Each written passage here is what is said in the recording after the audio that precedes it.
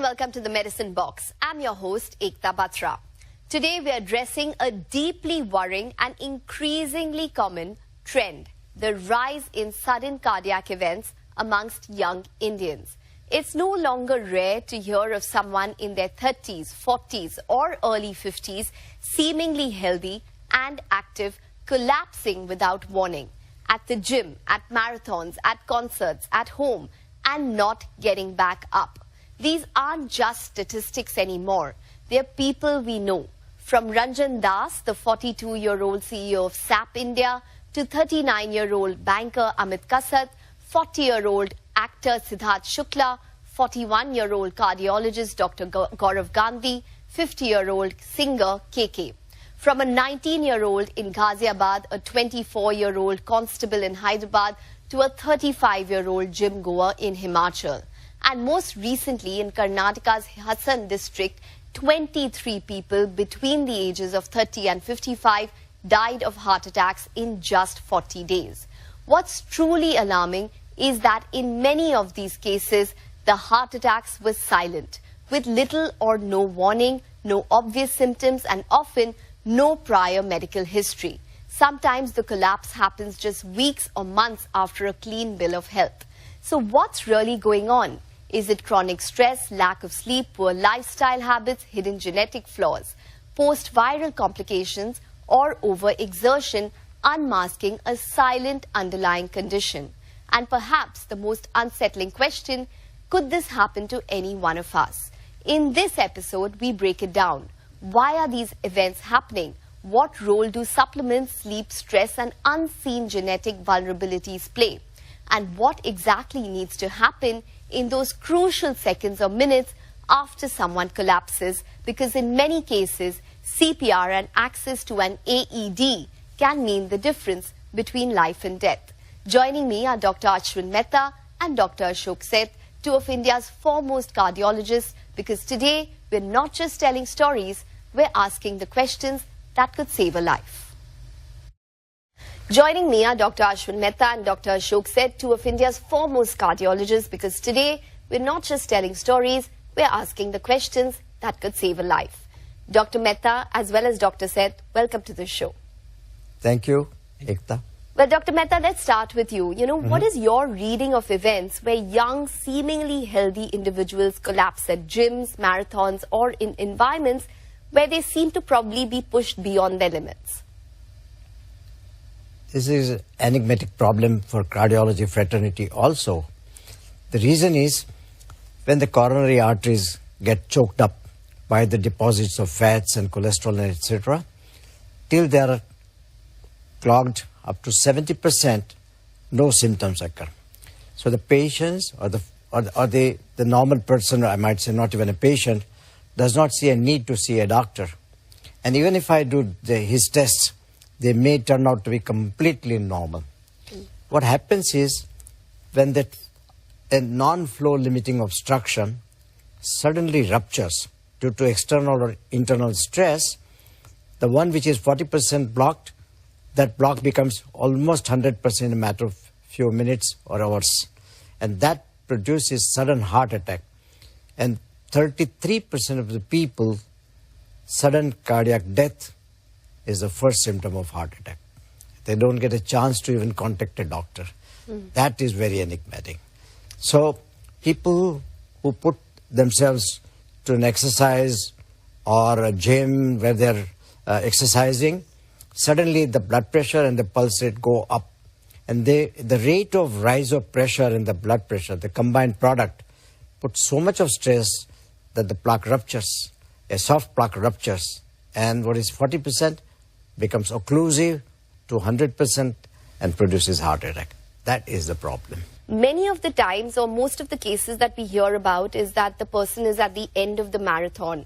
The person is at a gym and it's been a very intense workout, or they've been at a concert and it's, a high intense environment also when at a concert. So give us a sense in terms of why exactly it happens towards the end of a certain event, rather than, at the start where the stress is not probably that much. Exactly, to some extent, Dr. Mehta did explain that. these people do not know that they have blockages in the arteries of the heart.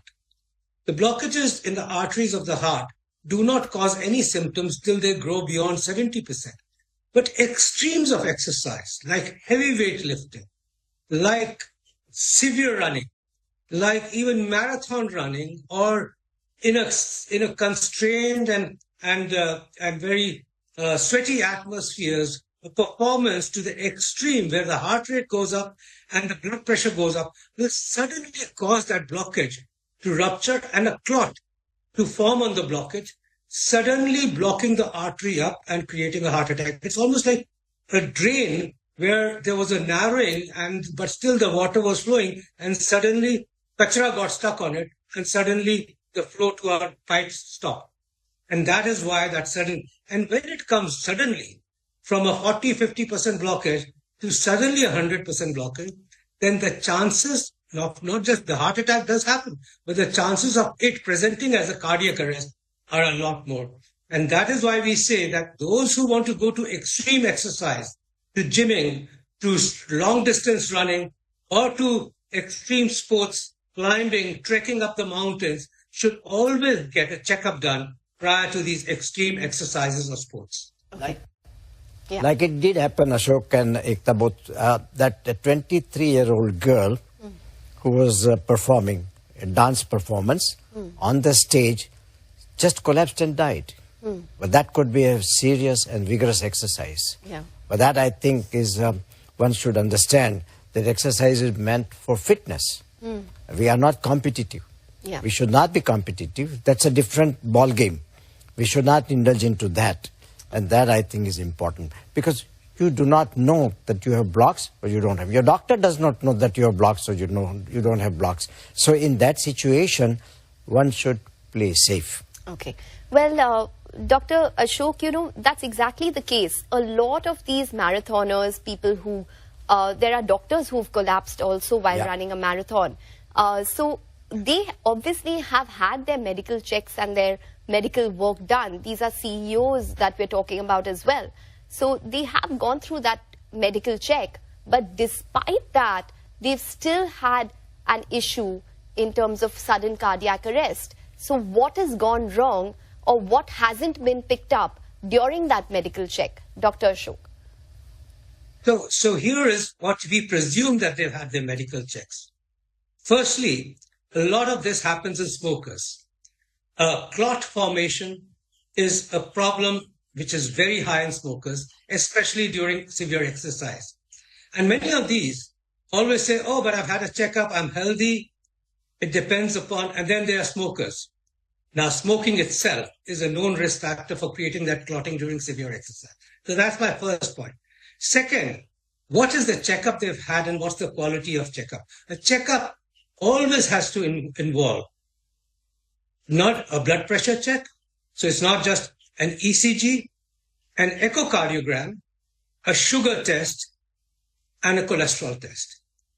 If we actually have these are major risk factors on us, and we are then able to control these risk factors in a much better manner, especially if there's a family history of a heart problem in our family.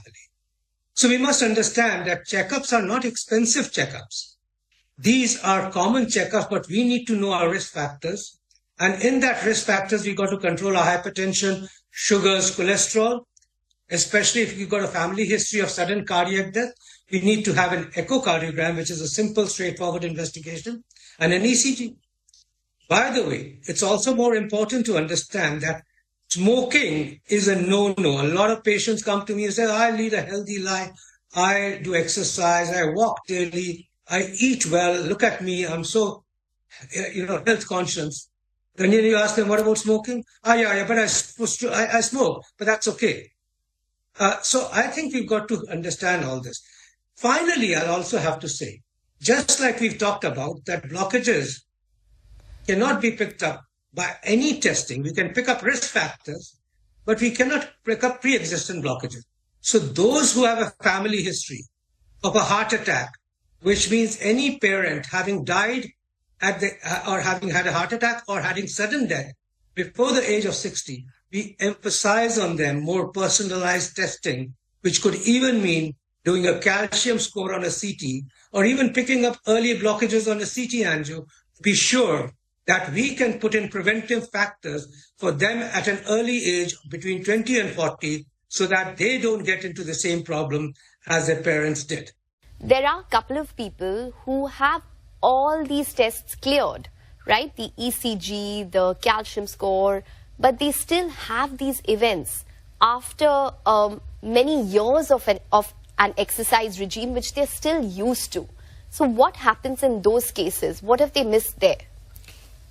So the basic issue is the fundamental cause, irrespective of any amount of risk factors, be it diabetes, smoking, or stress, obesity, abnormal lipids, whatever it may be. The basic fundamental issue, A, presence of a plaque within the coronary artery and the rupture of the plaque suddenly. So the issue comes, can we pick up the plaque? Can we pick up the plaque? Do we know how to treat it? These are the fundamental issues. Now, to pick up the plaque, ordinary non-invasive methods are useless. They can tell you only the function. Are the plaques flow limiting or not flow limiting? Are they there or not there? Is inferred. We do not know. We don't see. There is no non-invasive except CT coronary angio, which to some extent can tell you, yes, there is calcium, there are plaques, be a little more attentive. And even if the CT detects the plaque, at this point of time, how do we treat asymptomatic individuals? The medical science still is not decided about it. Had there been a situation that doing a plasty or a bypass carries a 0% risk and 100% success and it's cured forever, I would do it for everybody. Yeah. But that is not the truth. The truth is that the procedures have their own inherent risk, that the disease will progress or not progress, also it's not known. I would say this way, that would like what Ashok said, that those individuals, we should weed them out. We should separate them out. That those who are at a high risk of developing coronary disease, acute heart attack and sudden cardiac death, they should be treated intensively. Okay. That's all the message that I can say. Ashok, you know, there was a case of a CEO who actually collapsed and was a very regular runner and around early 40s and collapsed one day. But one of the things that stood out was just about 4 to 5 hours of sleep for that person. How critical is sleep for cardiac health and for fitness, or for those who focus on high fitness activities? Firstly, I must emphasize there is no single factor. It is multifactorial and it is a combination. For example, this CEO, and let's not even talk about individuals, but let's take that example. That CEO, who I don't know as a person who you're talking about, may have been doing all this, but I'm not sure whether he was a smoker, not a smoker, or she was a smoker. Secondly, lack of sleep could be just one of the reflections of many other factors. For example, lack of sleep is an important factor, but also could cause hypertension. He could be under a lot of stress, trying to meet numerous deadlines all the time. So stress comes in as another risk factor. We don't know whether he was a diabetic or not a diabetic, but was there a family history, which none of us would know apart from he himself. Yeah. And therefore, yes, let us also add into the two other important things in the recent times, which added on to this multiplicity of risk factors. And that's viral infection, mostly COVID, and secondly, pollution. These two are the most recent factors over the last 6 years to 7 years. We've increased the incidence of heart attacks. Again, like we say, a multiplication factor. Sure. So we must understand that when we put a single risk factor, that's not the risk factor. That single risk factor is just a reflection of a person having multiple risk factors and the person was not able to identify those multiple risk factors which led to a heart attack. By the way, I also want to emphasize that 10% of these sudden cardiac arrests could be a viral infection affecting the heart, which leads to weakening of the heart muscle, which leads to irregular heart beating. And those irregular heart beatings can suddenly present during exercise as well. So there are a 10% usually of other risk factors, say perhaps a young footballer suddenly having a cardiac arrest in the field could have a genetic disorder of a cardiomyopathy, which could have been picked up in an echocardiogram or genetic testing, but he just couldn't locate that and would have had that. So Dr. we must keep a lot of things in mind and not just one risk factor. Would you recommend such individuals to exercise the way they do? Healthy lifestyle should be the way of life. It's not the treatment. It has to be practiced in your day-to-day life as a routine. And I would say that the key point is moderation. I mean, nothing is wrong in taking alcohol. Nothing is wrong in taking sweets once in a while, as long as you are in moderation. And I think the checkup, the health checkup, having established risk factors and having treated them, we must also monitor, are we achieving the targets? Are we achieving the goals? So that, I think, is very important. My message to people, that those who are at a high risk or even otherwise should get regular checkup done. I would put now the age limit of 25 and above, and therefore control the risk factors. Absence of disease does not, absence of symptoms does not mean absence of disease. That, I think, is my message. Okay. What about COVID-19 and cardiac events? See, people are attributing it to vaccine. That I don't think so is the truth. It's not established. COVID-19 can present as a heart attack during COVID-19 time. There were many patients who came to the hospital exactly simulating heart attack, including ECG changes, turned out to have a normal coronary angiography. So they were not actually the heart attacks of the natural history that we see with the blocks and whatnot. And second thing, those who have an existing disease, it could get precipitated by COVID-19. It happened that way. So this is the way the COVID-19 played its role in causing the problem to heart patients. Okay. Well, Dr. Seth, what we've noticed is that most of these cases take place with men and rarely with women. Why is that? Is that because they have the estrogen protection? I would dispel that completely right now on in your messaging. Women, the biggest cause and the biggest killer in women is heart attacks, cardiovascular diseases, the same as men. It has changed completely. It is 6 times more than any cancer, all cancers put together. And we talk about cancers in women, we talk about breast cancer, we talk about ovarian cancers, take all the prevention, but we've not emphasized to women that the biggest cause at the moment is cardiovascular diseases. So firstly that, and let's dispel that myth around being protected, etc. And the risk factors, by the way, are the same, but there's clear understanding that women have more severe heart disease. When they have heart attacks, their symptoms, by the way, can be totally atypical. It could just be sweating, nausea, vomiting, ghabrahat, and may not be typical. We also know that the ECGs in women are not entirely the same as men. And we also know that women present later because they're more interested, they're really focused towards taking care of the men folk and the family at home. And even when they have heart disease, they tend to take a backward role in that to say, oh, but I'll get my investigations done later. It's just because the sacrifices that they make for the family all the time present later. They have smaller arteries and they don't respond to many treatments as well as men. So why are we emphasizing that? We're emphasizing that because women need to understand that any atypical symptoms in themselves also may present as coronary artery disease, and women need equal checkups as much as men to make sure that the risk factors are well understood and that well taken under control.